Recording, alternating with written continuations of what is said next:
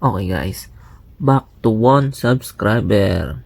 September 1, 1 subscriber.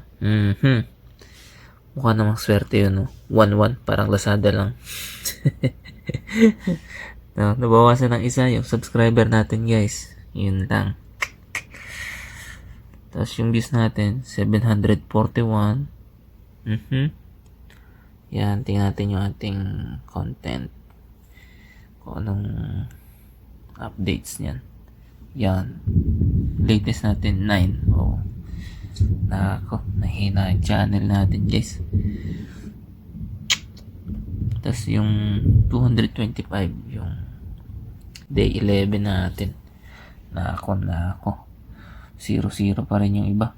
Tapos yung iba hindi na gumagalaw. Ganun pa rin. Nako. Paano kaya to guys? Tingnan natin yung analytics. Yun. Nag-flat na siya. Nag-flat na yung guhit.